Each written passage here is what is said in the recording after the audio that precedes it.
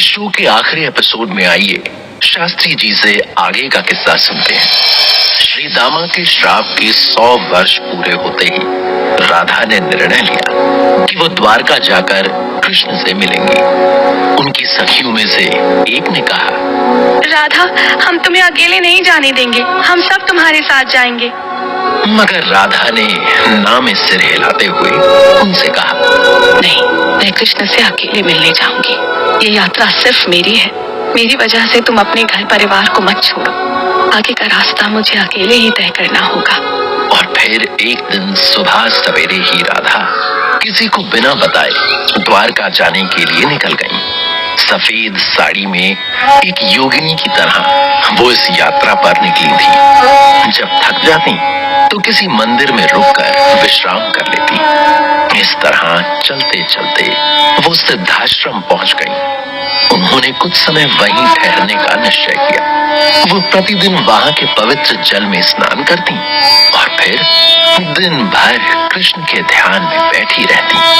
कृष्ण की दिव्य दृष्टि ने उन्हें बता दिया कि राधा इन दिनों सिद्धाश्रम में रह रही हैं। वो फौरन उनसे मिलने वहां पहुंच गए। आश्रम में उन्होंने कदम रखा ही था कि राधा को एहसास हो गया कि कृष्ण यही है। वो अपने स्थान से उठी और अपने कदम कृष्ण की दिशा में बढ़ा दिए। आज 100 वर्ष पश्चात राधा और कृष्ण एक दूसरे के आमने सामने थे। कृष्ण को देखते ही राधा के कदम अपनी जगह से हिले ही नहीं। सिर्फ कृष्ण को देखने की चाह, उनकी पथराई आंखों से आंसुओं की नदी का बहना जारी था। कृष्ण ने जब जी भर कर दूर से राधा को निहार लिया तो वो राधा के करीब आकर बोले, कैसी हो राधा? कृष्ण को देखते ही फिर से जी उठी राधा। मुझसे नहीं पूछोगी कैसा हूँ मैं? इतने वर्षों में तुम्हारे बारे में बहुत सुना है मैंने। तुमने द्वारका जैसी विशाल नगरी बसाई, कई असुरों का नाश किया, कई राजकुमारियों के संग विवाह भी रचाए। उन सबके संग तुम खुशी होगी। मैं दुखी हूँ ये तो नहीं कहूँगा, लेकिन तुम्हारे बिना पूर्ण भी नहीं। अब मेरे साथ द्वारका चलो, देखो तो सही तुम्हारा कृष्ण कहाँ रहता है। मैं सिर्फ एक शर्त पर तुम्हारे साथ चलूंगी। क्या राधे? तुम वहाँ किसी को मेरी पहचान नहीं बताओगे। मैं तुम्हारे महल में एक सेविका बनकर रहूंगी। कृष्ण ने मुस्कुराकर राधा की शर्त मान ली, क्योंकि वो जानते थे कि राधा अपनी जिद नहीं छोड़ेंगी।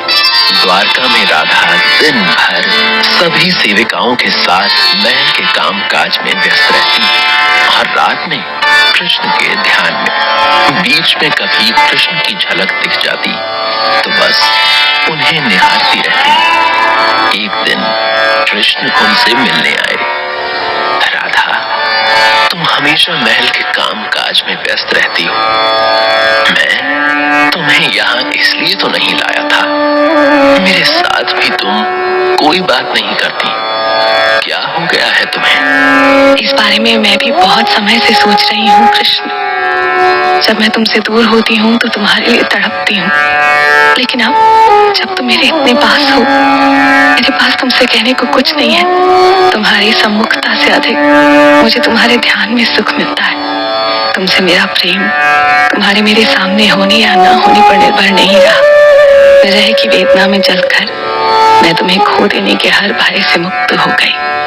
मैं ना कहता था राधा, इस विरह के पश्चात तुम प्रेम की एक नई परिभाषा गढ़ोगी। तुम्हारे इस प्रेम के कारण ये संसार मुझसे पहले तुम्हारा नाम लेगा। ये कहकर कृष्ण अपने दोनों हाथ जोड़कर राधा के सामने सर झुकाकर खड़े हो गए और बोले, तुम्हारे प्रेम को शत शत प्रणाम राधे। राधा ने आगे बढ़कर कृष्ण का झुका सिर अपने हाथों में ले लिया और फिर उनके हृदय से लगकर बोली, अब मेरे जाने का समय आ गया है कृष्ण। अब इस संसार में मेरे लिए कुछ बाकी नहीं रहा। राधा के मुंह से ये सुनकर कृष्ण चौंक गए। उनके चेहरे पर डर और दर्द एक साथ दिखने लगा। वो कांपती हुई आवाज में बोले, नहीं राधा, अभी नहीं, हम साथ में गोलोक जाएंगे, थोड़ा और समय मेरे साथ रुको। नहीं कृष्ण, अब मुझे मत रोको। मेरे जाने से पहले क्या तुम मेरी एक आखिरी इच्छा पूरी करोगे?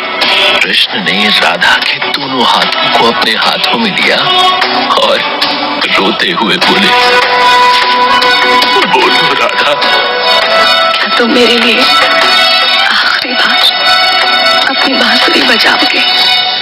ये कहकर राधा ने कृष्ण के हाथों में उनकी दी हुई बांसुरी थमा दी। कृष्ण ने राधा को अपने समीप बिठाया और बांसुरी बजाने लगे। बांसुरी सुनते सुनते वृंदावन में कृष्ण के साथ बिताए सभी क्षण राधा की आंखों में तैर गए। इस बीच कब उन्होंने अपना सिर कृष्ण के कंधे पर रख लिया, उन्हें ज्ञात ही नहीं हुआ। कृष्ण अगले कई दिनों तक बिना रुके बांसुरी बजाते रहे और राधा आंख बंद करके सुनती रही।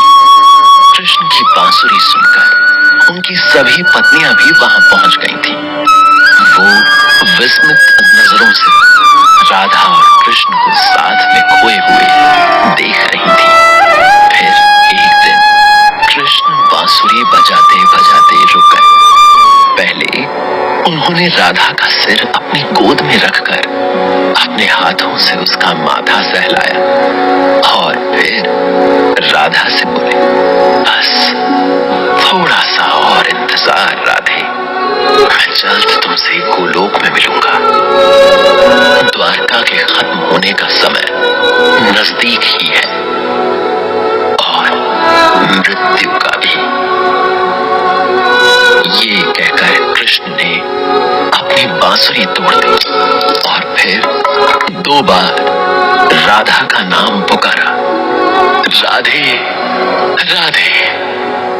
और इसी के साथ समाप्त होती है राधा की प्रेम गाथा। प्रिया ने सब सुनकर शास्त्री जी से कहा, शास्त्री जी, क्या ये सब पौराणिक कथाएं वास्तविक में घटी थी? मेरा मतलब है कि इनको सुनकर लगता है कि कैसे हर चीज इतनी परफेक्ट हो सकती है। जैसे किसी लेखक ने किसी फिल्म का स्क्रीन प्ले इस तरह लिखा हो कि उस कहानी के हर किरदार को अंत में क्लोजर मिले, हर घटना के घटने का एक लॉजिक हो और उसमें भावनाओं की ऐसी नदी हो जिसमें डूबकर हर देखने सुनने वाला अपने अंदर कुछ बहता हुआ सा महसूस करे। मानो तो सब कुछ सच्चा है, नहीं मानो तो कुछ भी नहीं। क्या पता हम सब भी किसी की कल्पनाएं हों। शास्त्री जी का जवाब सुनकर प्रिया ने मुस्कुराकर उनसे विदा ली।